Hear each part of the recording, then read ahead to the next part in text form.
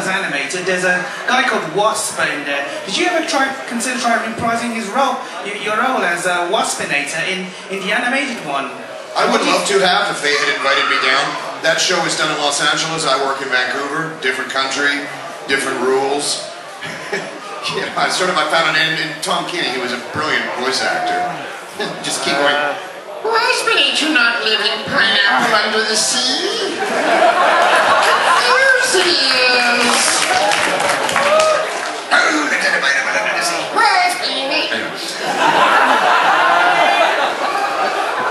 Yes.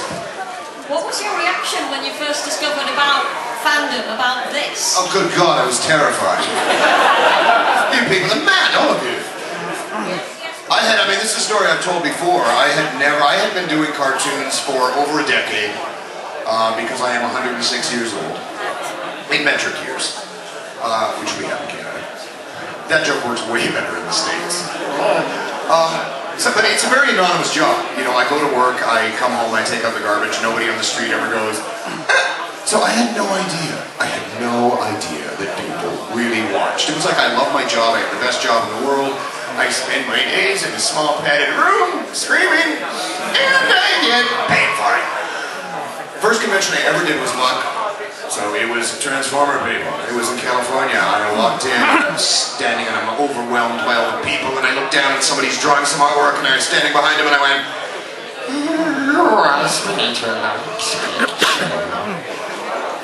he did one of these.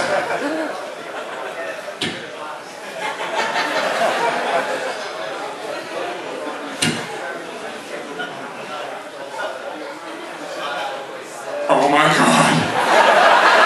Oh my God.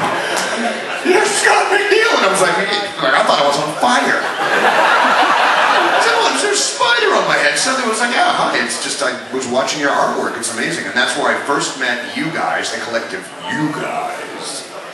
And went, wow. These people are insane. I have discovered my tribe.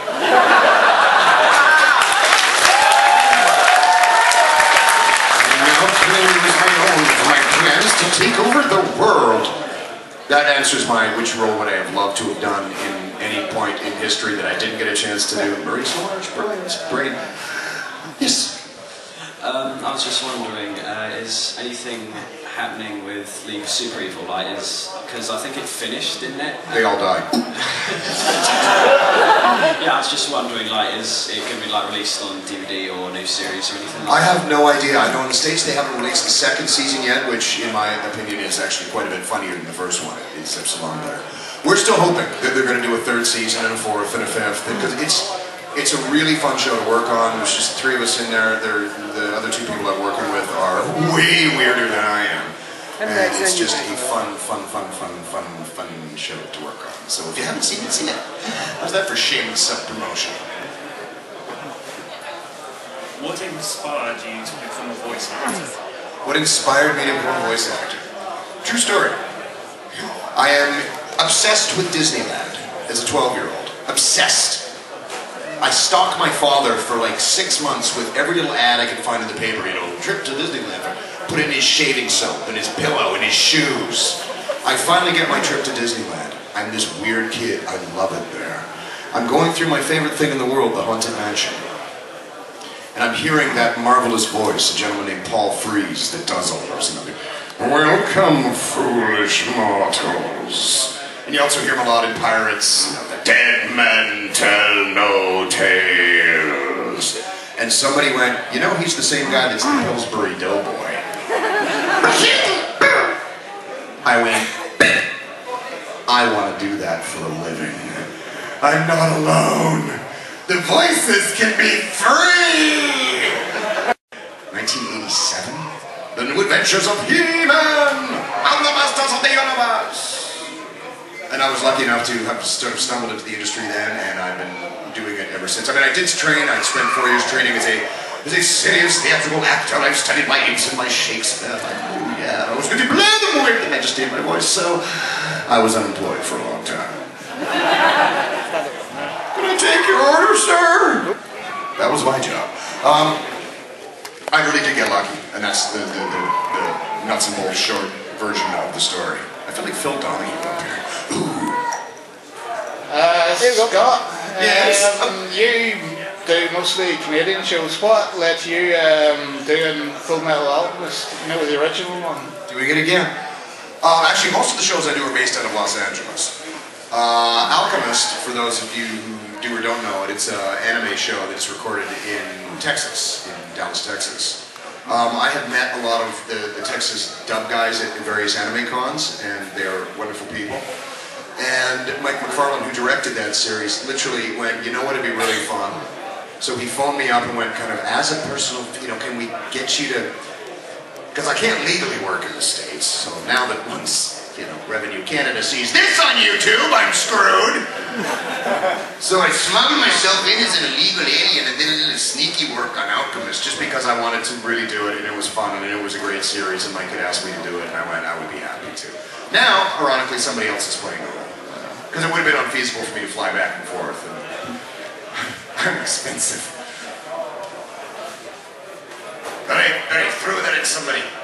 I noticed this weekend that you've been slipping in and out of voices quite a lot. Have you ever done that when you've just been going to the shops or something and freaked someone out? I have an entire team of medical professionals that follow me around, making sure I try to keep one version of my personality intact. I have used my powers, never for evil, always for good.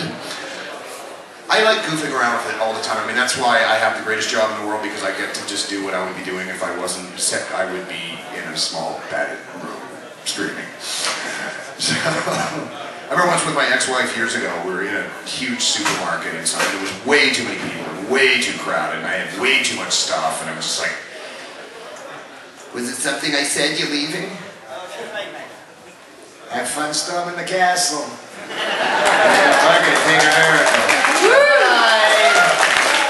If anybody ever asked me my favorite movie of all time, I just answered that question. So yeah, my ex-wife was a few aisles over, hiding in embarrassment, as she usually does with me. And just too many people, and it was just like, get out of my way!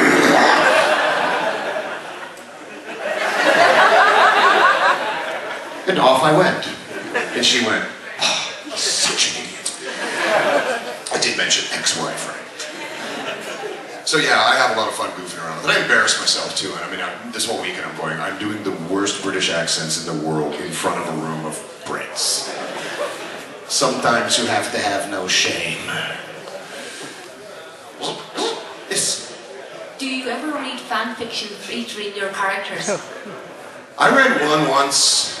That's where I discovered what yaoi was.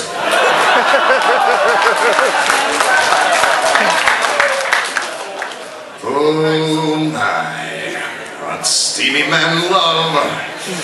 I don't get a chance to often. I honestly don't. I've read bits, and people have submitted some stuff to me that I've read, and I'm just kind of like, wow, this is fascinating. I just don't have a lot of time to do stuff like that. I'm actually fairly busy. It's weird. I have so many pens in my pocket. It actually makes me look like I really have an ass. Yes. Of all the characters you've obviously done what Ratchet, what characters in the Beast Wars would you have liked to have done other than those characters? In Beast Wars? All of them. I auditioned for every character in the show. My theory of auditioning is, the more spaghetti you throw at the one, boom! The more chance somebody's going to stick. People do not like auditioning after me because I've been there for hours. And apparently I was actually at one point, they were considering me for Cheetor as well, but I think they went, that's just too much. So, I mean, I enjoy working. It doesn't matter. I was really fortunate, and I ended up getting 4 characters that were a pleasure, like an amazing joy to play. So, lucky me.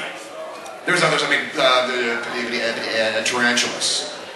I stood next to Al Willows for like 4 years doing that show. I felt dirty every time he did that.